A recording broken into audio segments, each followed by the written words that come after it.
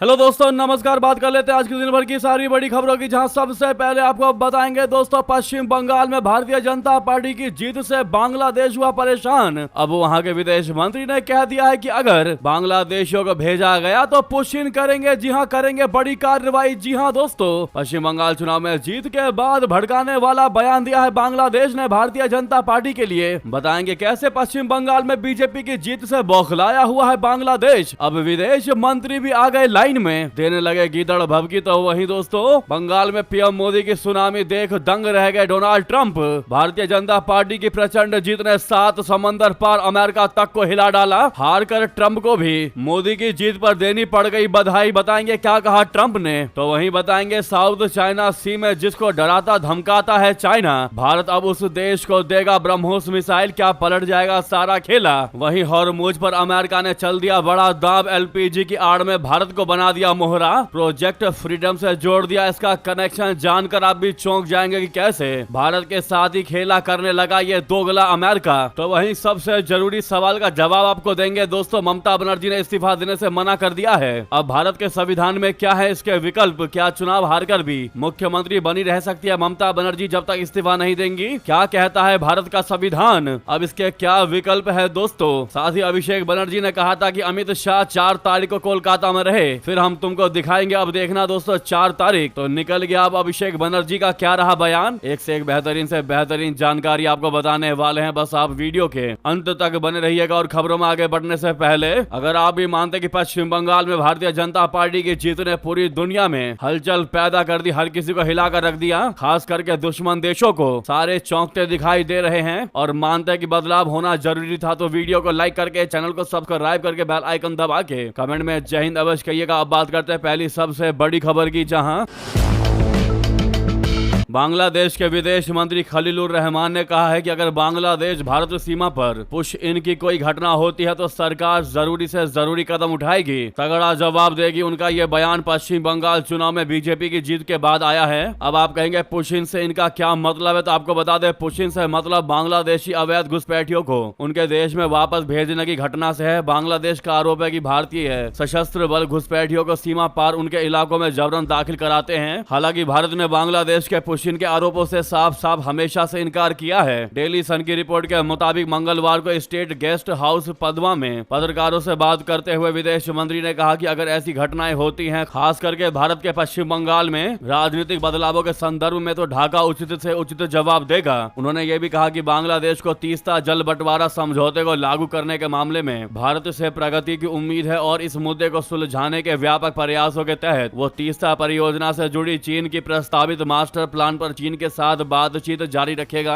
अब जैसा कि पश्चिम बंगाल में भारतीय जनता पार्टी की सरकार बन चुकी है और अभी से ही बांग्लादेश के हुक्मरानों के टांगे कांपने लगे हैं दोस्तों। अब आप ही बताइए, अगर बांग्लादेशी वापस बांग्लादेश जाएंगे तो इसमें क्या बुराई है। क्यों बांग्लादेश के विदेश मंत्री बांग्लादेशियों को ही अपने देश में आने से मना कर रहे हैं। ये तो ठीक नाइंसाफी है बांग्लादेशियों के साथ, जो बांग्लादेशी इलीगल तरीके से भारत में घुसपैठ कर भारत में मौज काट रहे थे। आज अगर वो वापस अपने देश जाना चाहते हैं या वो जाएंगे, तो ऐसे में बांग्लादेश का उनको रोकने का क्या ही मतलब है, जबकि वो असली बांग्लादेशी और बांग्लादेश जब बांग्लादेशियों का ही है तो फिर उनकी एंट्री पर रोक क्यों, ये सबसे बड़ा सवाल खड़ा हो रहा है दोस्तों। और जिस प्रकार से बंगाल में बीजेपी आने से बांग्लादेश डर रहा है, इससे साफ साफ पता चलता है कि बांग्लादेश के हुक्मरानों को पता है कि उनके कितने बांग्लादेशी इलीगल तरीके से भारत में घुसपैठ करके भारत में रह रहे हैं। ऐसे में दोस्तों, अगर आप भी मानते हैं कि जितने भी इलीगल तरीके से बांग्लादेशी भारत में आ चुके हैं और भारत में रह रहे, इनको अपने देश वापस भेज देना चाहिए और इनको वापस चले जाना चाहिए, तो ये बात आप कमेंट में लिखकर अवश्य बताइएगा। एक भारतीय होने के नाते आपकी क्या है इस मुद्दे पर राय दोस्तों। लेकिन सामने लाइक का बटन है, अभी तक इस लाइक के बटन को नहीं दबाया है तो इस मैसेज को बांग्लादेश तक पहुंचाने के लिए वीडियो को लाइक जरूर करिएगा, इस बटन को दबा दीजिएगा। अगली खबर की बात करते हैं, जहां वहीं दोस्तों बहुत बहुत बधाई हो मेरे दोस्त मोदी। जी हां, बंगाल में प्रचंड जीत का इंटरनेशनल असर। डोनाल्ड ट्रंप ने प्रधानमंत्री नरेंद्र मोदी जी को दी मुबारकबाद। कहा भारत भाग्यशाली देश है। बता दें, भारतीय जनता पार्टी की पश्चिम बंगाल में शानदार विजय पर अमेरिका के राष्ट्रपति डोनाल्ड ट्रंप ने प्रधानमंत्री मोदी जी को बधाई दी। व्हाइट हाउस के प्रवक्ता कुश देसाई ने कहा है कि राष्ट्रपति ट्रंप ने बंगाल के हालिया चुनाव में ऐतिहासिक जीत पर प्रधानमंत्री मोदी जी को बधाई दी। आपको बता दें कि इससे पहले भी अलग अलग जीतों पर अमेरिका के राष्ट्रपति ट्रंप ने पीएम मोदी जी को बधाइयां दी हैं। पहली बार पश्चिम बंगाल के सियासी अखाड़े में उलटफेर हुआ, जिसकी गूंज 7 समंदर पार अमेरिका तक जा पहुंची। बीजेपी की प्रचंड जीत और ममता बनर्जी के किले ढहने पर अमेरिकी राष्ट्रपति ट्रंप ने प्रधानमंत्री नरेंद्र मोदी जी को खास अंदाज में बधाई दी। ट्रंप ने इस जीत को ऐतिहासिक और निर्णायक करार दिया। बंगाल चुनाव के नतीजों ने न केवल भारत बल्कि पूरी दुनिया को चौंका दिया है। ट्रंप ने तो यहाँ तक कह दिया है कि भारत जो है वो खुशकिस्मत देश है जिसे मोदी जैसे प्रधानमंत्री मिले हैं। ट्रंप का ये खास संदेश साफ साफ बताता है कि बंगाल की इस जीत की गूंज सिर्फ भारत में ही नहीं बल्कि पूरी दुनिया में गूंज रही है, सुनाई दे रही है। ट्रंप के इस बधाई पर आपकी क्या राय है दोस्तों, वहीं बता दें। साउथ चाइना सी में जिसको डराता धमकाता है चाइना, भारत अब उस देश को क्या देगा ब्रह्मोस मिसाइल, क्या पलट जाएगा सारा खेल, बता दे। साउथ चाइना सी में ड्रैगन की दादागिरी अब ज्यादा दिनों तक नहीं चलने वाली। चीन जिस पड़ोसी देश को अपनी समुद्री सेना और दबंगई से आए दिन डराता धमकाता रहता है, अब भारत ने उसे दुनिया की सबसे घातक मिसाइल सौंपने का मन बना लिया है। क्या आप समझ पाए हैं दोस्तों कौन सा है वो देश? जी हाँ, बता दे, खबर आ रही है कि भारत और वियतनाम के बीच ब्रह्मोस मिसाइल को लेकर एक बहुत बड़ी डील होने जा रही है। वियतनाम के राष्ट्रपति टो लैम की भारत यात्रा ने बीजिंग के सत्ता के गलियारों में खलबली मचा दी है। अगर ये सौदा परवान चढ़ा तो एशिया का पूरा पावर बैलेंस ही पलट जाएगा दोस्तों। साउथ चाइना सी में चीन खुद को इलाके का सुल्तान समझता है। वियतनाम के मछुआरों को डराना हो या उनके समुद्री क्षेत्र में घुसकर दादागिरी दिखाना, चीन ने वियतनाम का जीना मुहाल कर रखा है। लेकिन अब भारत अपना ब्रह्मास्त्र वियतनाम को सौंपकर खेल बदलने वाला है। ब्रह्मोस की मारक क्षमता ऐसी है कि चीन का कोई भी रडार या डिफेंस सिस्टम इसे भांप तक नहीं पाएगा। जिस दिन वियतनाम के तटों पर ब्रह्मोस तैनात हो गई उस दिन से चीन के युद्ध पोतों के लिए समंदर में चैन से घूमना नामुमकिन हो जाएगा। भारत ने हाल ही में फिलीपींस को ब्रह्मोस मिसाइलों की खेप सौंपी है, जिससे चीन पहले से ही बुरी तरह तिलमिलाया हुआ है। अब वियतनाम के हाथ ये महा मिसाइल लगना चीन के लिए किसी बुरे सपने से कम नहीं होगा। ये महज एक डिफेंस डील नहीं है बल्कि भारत का चाइना को उसी की भाषा में दिया गया करारा जवाब है। रशिया और भारत के मेल से बनी ये मिसाइल अब वियतनाम के लिए सुरक्षा कवच बनेगी और चीन की हर चाल को नाकाम कर देगी। दोस्तों, भारत अब दुनिया को मेड इन इंडिया हथियारों का दम दिखा रही है। वियतनाम के साथ ये डील साबित करती है कि भारत अब डिफेंस एक्सपोर्ट के मामले में भी दुनिया का नया केंद्र बन रहा है। ग्लोबल पॉलिटिक्स की हवा बदल चुकी है। भारत अब चुप बैठने के बजाय चीन के पड़ोसियों को इतना मजबूत कर रहा है कि वे ड्रैगन को उसी की भाषा में जवाब दे सके। सवाल यह है कि चीन को अब किस बात का खौफ सताएगा, तो बता दे चीन को सबसे ज्यादा डर इसी बात का है कि अगर वियतनाम जैसा छोटा लेकिन जिद्दी देश ब्रह्मोस से लैस हो गया तो उसका पूरे साउथ चाइना सी पर कब्जा करने का सपना टूट सकता है। ब्रह्मोस की रफ्तार और सटीकता का मुकाबला करने वाला हथियार फिलहाल चीन तक के पास नहीं है। जी हाँ दोस्तों, ऐसे में कांग्रेचुलेशन वियतनाम कहना मत भूलिएगा। वहीं आपको बता दें, दूसरी तरफ जहां गुपचुप जड़े जमा रहा था चाइना, वहीं भारत ने रख दिए मजबूत कदम। चुभेगा तो जरूर चाइना को ये बात। दरअसल भारत ने हजारों किलोमीटर दूर कैरेबियाई देश जमाइका में अपने मजबूत कदम रख दिए हैं। पूरे कैरेबियाई देशों में चीन गुपचुप तरीके से निवेश कर रहा है और अपनी जड़ें मजबूती से जमा रहा है। ये छोटा सा देश भारत के लिए रणनीतिक रूप से बेहद अहम है। भारत ने अब वहाँ पर अपने मजबूत कदम रख दिए हैं। विदेश मंत्री जयशंकर जी जमैका के दौरे पर हैं। जानते हैं कि जमैका जैसा देश भारत के लिए कितना जरूरी है दोस्तों। दरअसल जमैका जो है वो अमेरिका के पीछे स्थित है। जमैका कैरेबियाई क्षेत्र का एक प्रवेश द्वार माना जाता है। पूरे कैरेबियाई क्षेत्र में चीन ने गुपचुप तरीके से भारी भरकम निवेश किया हुआ है। ऐसे में भारत की जमैका में मौजूदगी चीन के दबदबे को कमतर करने की कोशिशों के रूप में देखा जा रहा है। भारत अब उस क्षेत्र में मजबूती से मौजूद है जहां अब तक चीनी प्रभाव ज्यादा था। भारत चक्रवाती तूफान से तबाह जमैका के पुनर्निर्माण में मदद की है। उसने दोस्त बनकर जमैका की मदद की है। खुद जयशंकर जी ने इस बात का हवाला दिया है दोस्तों। तो वहीं आपको बता दे, हॉर्मुज पर अमेरिका ने चल दिया बड़ा दाव। एलपीजी की आड़ में भारत को बना डाला मोहरा, जोड़ दिया प्रोजेक्ट फ्रीडम से। दरअसल अमेरिका ने हॉर्मुज जल डमरू मध्य को खोलने के अपने मिशन प्रोजेक्ट फ्रीडम को अब एक नई कूटनीतिक रणनीति के तहत भारत से जोड़ दिया है। अमेरिका इसे मानवीय प्रयास बताकर दुनिया भर का समर्थन जुटाने की कोशिश कर रहा है। उसने इसे मानवीय प्रयास बताते हुए कहा कि यह भारत जैसे देशों की एलपीजी और जरूरी सप्लाई को सुरक्षित रखने के लिए जरूरी है, जिससे इस पहल को वैश्विक वैश्विक समर्थन मिल सके। अमेरिका के ट्रेजरी सेक्रेटरी स्कॉट बेसेंट ने कहा कि इस मिशन का उद्देश्य सिर्फ तेल ही नहीं बल्कि जरूरी सामान जैसे खाना, खाद और खासकर भारत में इस्तेमाल होने वाली एलपीजी की सप्लाई को सुरक्षित रखना है। उन्होंने कहा कि भारत में करोड़ों लोग खाना बनाने के लिए एलपीजी पर निर्भर हैं, इसीलिए यह मिशन बेहद जरूरी है। उन्होंने ये भी बताया कि कई गरीब और विकासशील देशों ने अमेरिका से अपील की थी कि हॉर्मुज जल डमरू मद को दोबारा खोला जाए, क्योंकि इसके बंद होने से वैश्विक सप्लाई चेन पर बड़ा असर पड़ा है। अमेरिका ने इस दौरान ईरान पर भी गंभीर आरोप लगाए। बेसेंट ने कहा कि ईरान अंतर्राष्ट्रीय समुद्री रास्तों को रोक रहा है और उसकी नौसेना अब समुद्री डाकुओं जैसी हो गई है। इसके साथ ही अमेरिका ने चीन पर भी निशाना साधा। बेसेंट ने आरोप लगाया कि चाइना ईरान से बड़ी मात्रा में तेल खरीद कर उसे आर्थिक रूप से मजबूत कर रहा है। यानी कि दोस्तों, अमेरिका ने अपने मिशन प्रोजेक्ट फ्रीडम को अब एक नई कूटनीतिक रणनीति के तहत भारत से जोड़ दिया। इस पर आपका कहना चाहेंगे, साथ ही साथ बता दें। जालंधर में बीएसएफ हेडक्वार्टर के बाहर हुआ जोरदार ब्लास्ट, इलाके में मच गई अफरा तफरी। बता दे क्या है खबर, क्या है जानकारी। पंजाब के जालंधर में मंगलवार देर शाम बीएसएफ मुख्यालय के बाहर जोरदार धमाके के बाद सनसनी फैल गई। दोस्तों, धमाका इतना ज्यादा तेज था कि करीब 1 किलोमीटर दूर तक इसकी गूंज सुनाई दी, जिससे इलाके में अफरा तफरी मच गई। धमाका एक स्कूटी में हुआ, जिससे उसके पर खच्चे उड़ गए। इस धमाके में एक शख्स के जख्मी होने की खबर है। अभी तक घायल की पहचान न हो पाई। वहीं पुलिस, फॉरेंसिक टीमों और बीएसएफ ने इलाके को सील करके जांच कर दी है। फायर ब्रिगेड की टीमें मौके पर पहुंची और आग पर काबू पाया। फिलहाल धमाके के कारणों का पता नहीं चल पाया है। पुलिस आसपास लगे सीसीटीवी खंगाल रही है। जैसे इस पर कोई जानकारी सामने आएगी सबसे पहले आपको बताएंगे। बहरहाल, आपको क्या लगता है दोस्तों, क्या ये कोई आतंकी ब्लास्ट होगा या फिर कुछ और? जो भी लगता हो अवश्य कमेंट कीजिएगा, वहीं आपको बता दें ऑपरेशन सिंदूर का सच आया सामने। विदेशी रिपोर्ट में हुआ बहुत बड़ा खुलासा कि भारत ने घर में घुसकर पाकिस्तान को दी थी पटकनी। जी हां, ऑपरेशन सिंदूर के 1 साल बाद एक विदेशी रिपोर्ट में पाकिस्तान की झूठ का पर्दाफाश हुआ है। पाकिस्तान ने चीन और अमेरिका की मदद से भारत के खिलाफ जमकर प्रोपेगेंडा फैलाया था। इस प्रोपेगेंडा में भारतीय विमानों को मार गिराए जाने से लेकर कई तरह के दावे किए गए थे। हालांकि 7 मई को शुरू हुए भारत पाकिस्तान संघर्ष की वास्तविक कहानी कुछ और ही कहती है। मेडिसन पॉलिसी फोरम में युद्ध अध्ययन के अध्यक्ष जॉन स्पेंसर ने सबूतों और कई प्रतिष्ठित वॉरफेयर एनालिटिकल संस्थाओं की रिपोर्टों के आधार पर भारत की सफलता को उजागर किया है। उन्होंने बताया है कि ऑपरेशन सिंदूर में भारत ने कैसे पाकिस्तानी हवाई क्षेत्र पर वर्चस्व कायम किया था, जिससे इस्लामाबाद को घुटनों पर आकर संघर्ष विराम की गुहार लगानी पड़ी थी। तो वहीं बता दें, भारत का खौफ देख पाकिस्तान ने चीन से खरीदा type 625E air defence system. आखिर कितना है ये ताकतवर? बता दें, पाकिस्तान ने अपनी रक्षात्मक क्षमता को बढ़ाने के लिए चाइना से type 625E short range air defence system खरीदा है। इसे खास तौर पर ड्रोन स्वार्म का मुकाबला करने के लिए विकसित किया गया है। इसे जल्द ही पाकिस्तान के इंटीग्रेटेड एयर डिफेंस सिस्टम में शामिल किया जा सकता है। हालांकि पाकिस्तान ने चीन के साथ हुई इस डील पर चुप्पी साध रखी है। पाकिस्तान ने यह डील ऑपरेशन सिंदूर में भारतीय ड्रोन हमलों में हुए नुकसान को देखते हुए की है। इस दौरान भारतीय ड्रोन ने पाकिस्तानी सेना और उनके वेपन सिस्टम को भारी नुकसान पहुंचाया था। द डिफेंस सिक्योरिटी एशिया की रिपोर्ट के मुताबिक इंटर सर्विसेज पब्लिक रिलेशन की ओर से कोई आधिकारिक पुष्टि न होना इस बात को दिखाता है कि इस सिस्टम की संख्या, समय सीमा और अलग अलग कॉन्फ़िगरेशन के बारे में अभी भी अनिश्चितता बनी हुई है। फिर भी यह डील पाकिस्तान के एयर डिफेंस सिस्टमों के तेजी से आधुनिकीकरण से मेल खाता है। पाकिस्तान ने चीन से पहले ही HQ-9/P और LY-80 सिस्टम की खरीद कर रखी है। वहीं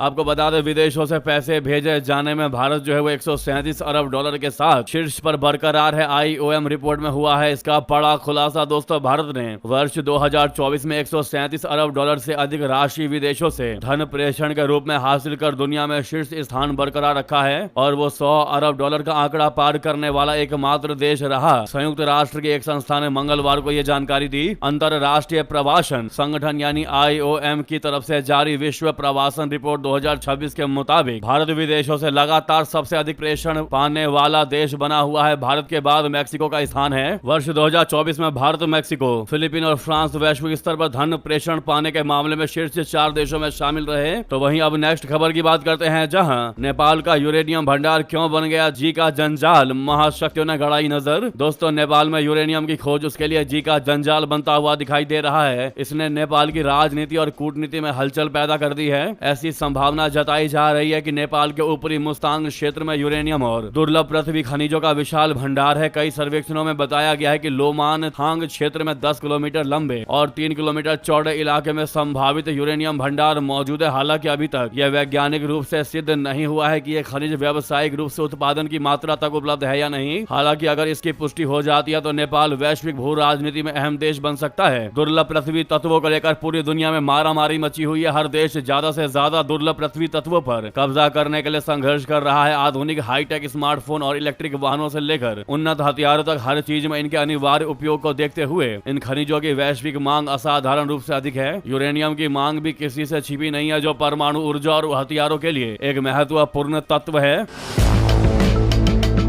इतना ही नहीं, वहीं नेपाल पर अमेरिका का तगड़ा दबाव। कहा, तिब्बती शरणार्थियों के अधिकार को सुरक्षित करो, चीन से नजदीकी पर हमारी कड़ी नजर है। जी हां, अमेरिका की एक प्रमुख संसदीय समिति बोले तो यूएस हाउस एप्रोप्रिएशंस कमेटी ने अपनी वित्तीय वर्ष 2027 की रिपोर्ट में नेपाल से तिब्बती शरणार्थियों के अधिकारों की रक्षा सुनिश्चित करने की अपील की है। समिति ने अमेरिकी विदेश विभाग से कहा है कि वो नेपाल सरकार के साथ मिलकर इस मुद्दे पर सक्रिय भूमिका निभाएं। रिपोर्ट में खास तौर पर इस बात पर जोर दिया गया है कि नेपाल में रह रहे कई तिब्बती शरणार्थियों को अब तक कानूनी पहचान नहीं मिल पाई है, क्योंकि 1995 के बाद उनका पंजीकरण बंद हो गया था। समिति ने सभी शरणार्थियों के पुनः पंजीकरण की आवश्यकता पर बल दिया। तो वहीं बता दें, नेपाल पर संकट आते ही बालेंद्र शाह सरकार को आई भारत की याद। दिल्ली से खाद खरीद को दे दी मंजूरी। दोस्तों, नेपाल की बालेंद्र शाह सरकार को संकट आते ही भारत की याद आ गई। बालेंद्र शाह की सरकार ने देश में जारी खाद्य संकट से निपटने के लिए भारत का रुख किया है। नेपाली मीडिया रिपोर्ट के मुताबिक सोमवार को काठमांडू ने एग्रीकल्चर इनपुट्स कंपनी को भारत से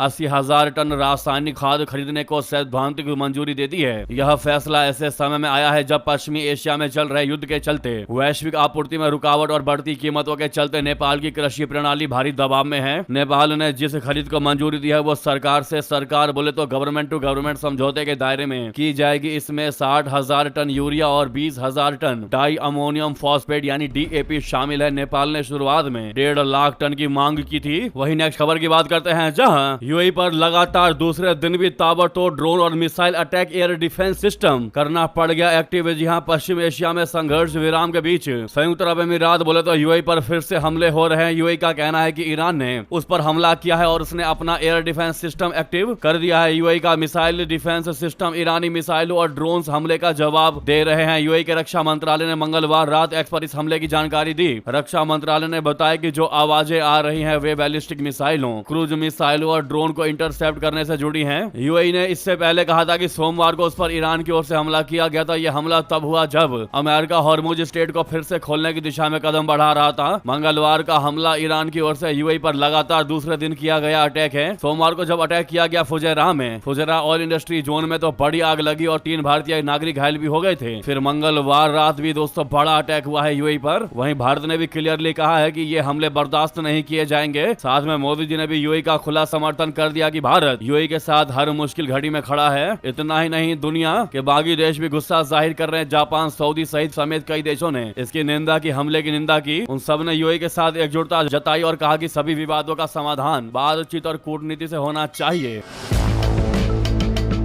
उधर बता दे, पाकिस्तान में मौलाना की दिन दहाड़े गोली मारकर हत्या। लश्कर तैयबा से जुड़ा था ये मौलाना दोस्तों, सुरक्षा कर्मी की भी हालत हुई गंभीर। जी हां, पाकिस्तान के खैबर पख्तूनख्वा प्रांत में मंगलवार को एक बड़े धर्मगुरु की गोली मारकर हत्या कर दी गई। पुलिस ने बताया कि अज्ञात हमलावरों ने शेख उल हदीस मौलाना मोहम्मद इदरीस पर गाड़ी पर हमला किया। इस हमले में उनके 2 सुरक्षा कर्मी भी घायल हो गए। घटना चारसद्दा जिले के उस्मान जई इलाके की है। इदरीस को पाकिस्तान के बड़े धार्मिक नेताओं में गिना जाता है, जिसको लश्कर का भी गुरु माना जाता है। दोस्तों, पुलिस के मुताबिक जब वो दारुल उलूम उस्मान जई में धार्मिक प्रवचन देने जा रहे थे, उसी समय उन पर हमला हुआ और ये हमला अज्ञात हमलावरों ने किया है। दोस्तों, जहां इस मौलाना को मौत के घाट उतार दिया गया, वहीं पाकिस्तान की अर्थव्यवस्था पर अमेरिका ईरान युद्ध का गहरा असर। तेल आयात बिल 167% बढ़ गया। जी हां, अमेरिका और ईरान के बीच चल रहे संघर्ष ने पाकिस्तान की अर्थव्यवस्था में ऊर्जा की कीमतों में भारी उछाल ला दिया है। बढ़ती महंगाई, घटते विदेशी मुद्रा भंडार और तेजी से गिरती मुद्रा के कारण पाकिस्तान पहले से इस गंभीर संकट में है। इंडिया नैरेटिव के लेख के मुताबिक ये झटका केवल अस्थायी नहीं बल्कि अर्थव्यवस्था के लिए एक संरचनात्मक आघात है। लेकिन वहीं अब जो जानकारी आ रही है वो ये कि कर्ज के बोझ के तले दबी पाकिस्तान की सरकार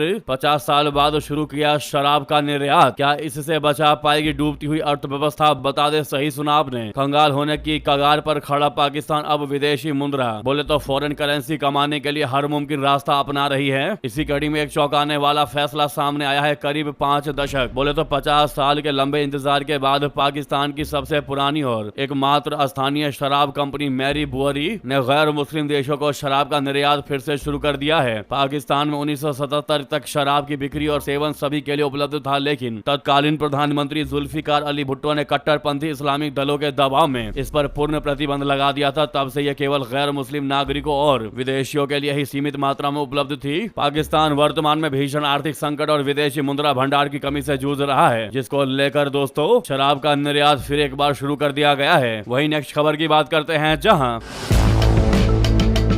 चुनाव हार कर भी क्या मुख्यमंत्री बनी रह सकती है ममता बनर्जी, जो कह रही है कि मैं नहीं दूंगी इस्तीफा। ऐसे में उन्होंने अगर इस्तीफा नहीं दिया तो क्या होगा, क्या कहता है भारत का संविधान, आपको बता दें। यह काफी सवाल कमेंट में पूछे गए थे, जिनका जवाब देना बहुत जरूरी बन गया है। दरअसल राज्य में पहली बार बंगाल में भारतीय जनता पार्टी यानी भाजपा की सरकार बनने जा रही है। वहीं दूसरी तरफ तृणमूल कांग्रेस का 15 साल के शासन का अब अंत हो चुका है। इस बीच मंगलवार को राज्य की मुख्यमंत्री ममता बनर्जी ने एक प्रेस कॉन्फ्रेंस को संबोधित किया। इसमें उन्होंने भाजपा पर गलत तरीके से चुनाव जीतने का आरोप लगाया, साथ ही साथ चुनाव आयोग को भी घेरा। इस बीच उन्होंने एक सवाल पर कहा कि मैं इस्तीफा नहीं दूंगी क्योंकि हमें जनादेश से नहीं बल्कि साजिश के साथ हराया गया है। ममता ने इस बयान में यह भी जोड़ा कि वे चुनाव नहीं हारी हैं, इसीलिए लोक भवन जाने का सवाल ही नहीं उठता। ममता ने चुनौती देते हुए कहा है कि वो चाहे तो संवैधानिक नियमों से कार्रवाई कर सकती हैं। ऐसे में यह जानना अब अहम हो चुका है कि आखिर अगर कोई मुख्यमंत्री चुनाव में हार जाने के बावजूद भी अपने पद से इस्तीफा देने से इनकार कर दे तो क्या हो सकता है। संविधान में नई सरकार के गठन और चुनाव हारने वाले सीएम को हटाए जाने से जुड़े क्या नियम हैं और इन नियमों को लागू करने की जिम्मेदारी किसकी होती है, पूरी जानकारी आपको बता दें। सबसे पहले आपको बताते हैं कैसे अपने पद से हट सकता है कोई मुख्यमंत्री। अगर कोई मुख्यमंत्री विधानसभा में बहुमत होने या चुनाव हारने के बाद भी इस्तीफा देने से इनकार कर देता है तो स्थिति को संभालने के लिए संवैधानिक और कानूनी रास्ते अपनाए जाते हैं। पहला है विधानसभा में बहुमत होने पर अगर ऐसा लगता है कि मुख्यमंत्री के पास बहुमत बनाए रखने के लिए विधायकों का समर्थन नहीं है तो उन्हें फ्लोर टेस्ट का सामना करना पड़ता है। राज्यपाल मुख्यमंत्री को सदन बुलाने और अपना बहुमत साबित करने का निर्देश दे सकते हैं। वही विपक्ष अविश्वास प्रस्ताव ला सकता है। अगर ये प्रस्ताव पास हो जाता है तो मुख्यमंत्री और उनके मंत्री परिषद को संवैधानिक रूप से तुरंत इस्तीफा देना पड़ता है। अगर मुख्यमंत्री फ्लोर टेस्ट में विफल रहते हैं और फिर भी पद छोड़ने से इनकार करते हैं तो राज्यपाल के पास मुख्यमंत्री को बर्खास्त करने की शक्तियां होती है। हालांकि यह पूरी स्थिति तभी लागू होती है अगर नई विधानसभा गठित हो चुकी है। पश्चिम बंगाल में फिलहाल ताजा चुनाव हुए हैं और अब तक विधानसभा का गठन नहीं हुआ है। वहीं दूसरा कानूनी रास्ता है चुनाव में हार या कार्यकाल खत्म होने पर दोस्तों, जब विधानसभा चुनाव में सत्तासीन दल हार जाता है तो आम प्रक्रिया यह है कि उस दल का नेता खुद ही जाकर राज्यपाल को अपना इस्तीफा सौंपता है, जिसके बाद राज्यपाल नई सरकार के गठन के लिए सबसे बड़े दल को आमंत्रित करते हैं। हालांकि अगर कोई मुख्यमंत्री हार के बावजूद व्यक्तिगत रूप से इस्तीफा ना भी दे तो पुरानी विधानसभा का कार्यकाल खत्म होते ही सरकार का कानूनी वजूद खत्म हो जाता है। इस लिहाज से देखा जाए तो पश्चिम बंगाल में सरकार का कार्यकाल 7 मई तक ही है, यानी कल तक ही है। इसके बाद चुनी हुई सरकार का कार्यकाल खुद ब खुद खत्म हो जाएगा और इसी के साथ मुख्यमंत्री पद भी अपने आप ही खाली हो जाएगा, यानी ममता बनर्जी इस पद से बिना इस्तीफा दिए ही हट जाएंगी और राज्यपाल को नई सरकार के गठन के लिए सबसे बड़े दल को बुलाना पड़ेगा। इसके बाद नए मुख्यमंत्री का शपथ लेते ही पिछला प्रशासन अपने आप खत्म हो जाता है और नई सरकार का शासन शुरू हो जाता है। तो ये है दोस्तों संविधान का नियम, यानी कि ममता बनर्जी 7 मई के बाद अपने आप ही सीएम पद से हट जाएंगी। उनकी टीएमसी पार्टी पूरे तरीके से बंगाल के सरकार से हट जाएगा और नई पार्टी बीजेपी अपने आप सरकार में आ जाएगी। ये कहता है भारत का संविधान। इस पर आपकी क्या है राय? अब ऐसे में देखने वाली बात होगी दोस्तों, क्या इज्जत के साथ अपने आप पोलाइटली इस्तीफा दे देती है ममता बनर्जी या फिर राज्यपाल को उनको बर्खास्त ही करना होगा? आपको क्या लगता है दोस्तों, बताना बिल्कुल मत भूलिएगा। वहीं जब ममता ने इस्तीफा देने से इनकार किया तब शुभेंदु अधिकारी ने भी ममता बनर्जी को तगड़ा जवाब देते हुए कहा कि घबराओ मत, संविधान में सब कुछ लिखा हुआ है, तुम नहीं भी इस्तीफा दोगे तो भी सरकार हमारी ही होगी। वहीं ममता बनर्जी ने कहा कि सोनिया जी, राहुल गांधी, अरविंद केजरीवाल, उद्धव ठाकरे, अखिलेश यादव, तेजस्वी यादव, हेमंत सोरेन ने मुझे फोन किया। इंडिया गठबंधन के सभी सहयोगियों ने मुझे बताया कि वे पूरी तरीके से मेरे साथ खड़े हैं। मुझे लगता है कि आने वाले दिनों में हमारी एकजुटता मजबूत रहेगी। मैं इंडिया गठबंधन को एक आम आदमी की तरह मजबूत करूंगी। मेरे पास अब कोई कुर्सी नहीं है, इसलिए मैं एक आम नागरिक हूँ, इसलिए आप मुझे ये नहीं कह सकते कि मैं आपकी कुर्सी का इस्तेमाल कर रही हूँ। अब हम मिलकर इंडिया गठबंधन को मजबूत करेंगे। अब आप ही सोचिए दोस्तों, वो ममता बनर्जी जो पहले नारा दे रही थी एकला चलो, और अब हार जाने के बाद इंडिया गठबंधन एकजुट है जैसा बयान दे रही है। यानी कि ये सारा खेल ही इंटरेस्ट का होता है। आपको कुर्सी से मोह था, आपकी सरकार थी तो आप ज्ञान बांट रही थी, और आज कुर्सी जाने के बाद उस ज्ञान को भूल चुकी हो। वहीं अभिषेक बनर्जी का एक बयान परसों से ही तेजी से वायरल हो रहा है, जिसमें वो देश के गृह मंत्री अमित शाह जी को 4 तारीख के लिए चैलेंज करते हुए दिखाई दे रहे हैं। कोलकाता में मंगलवार को मीडिया से बात करते हुए टीएमसी सांसद अभिषेक बनर्जी ने चुनाव आयोग से लेकर पार्टी की हार और इस चैलेंज पर बात की। आपको याद होगा, अभिषेक बनर्जी ने चुनाव के रिजल्ट से पहले कहा था कि अमित शाह को चैलेंज करता हूं, यदि आप में दम है तो 4 तारीख को कोलकाता में रहिएगा, 12 बजे के बाद मुलाकात होगी, आप कितने बड़े गुंडा हैं 4 तारीख को पता चल जाएगा। खेला तुम लोगों ने शुरू किया है, शेष टीएमसी करेगी। वहीं दोस्तों 5 मई को जब कोलकाता में मीडिया ने अभिषेक बनर्जी से सवाल पूछा कि आपने अमित शाह को चैलेंज किया था, उस पर क्या कहेंगे, वो बीजेपी का पर्यवेक्षक बनकर आ रहे हैं। इस पर टीएमसी सांसद अभिषेक बनर्जी ने कहा कि आए तो दिक्कत क्या है, बीजेपी के जितने भी नेता है आए, पीएम, होम मिनिस्टर आए, केंद्रीय मंत्री आए, पर सिर्फ चुनाव के मौसम में आते हैं तो दिक्कत है क्या, आप शपथ ग्रहण में जाएंगे। इस पर उन्होंने कहा कि मैं कौन होता हूं, जाने वाला जिनका है वो ठीक करेंगे। यानी कि दोस्तों चुनाव हारने के बाद एकदम सही हालात और जज्बात दोनों बदल गए अभिषेक बनर्जी के। इस पर आप क्या जवाब देना चाहेंगे, अवश्य कमेंट करके बताइएगा। लगे हाथ तो वीडियो को लाइक करके, चैनल को सब्सक्राइब करके, बेल आइकन दबा के कमेंट में जय हिंद कहिएगा, और जहां पर भी आपका ग्रुप हो व्हाट्सएप, फेसबुक, एक्स पर शेयर कर दीजिएगा इस वीडियो को। दोस्तों मिलते अगली बड़ी खबर में। बहुत बहुत धन्यवाद, बहुत बहुत आभार। जय हिंद, जय भारत।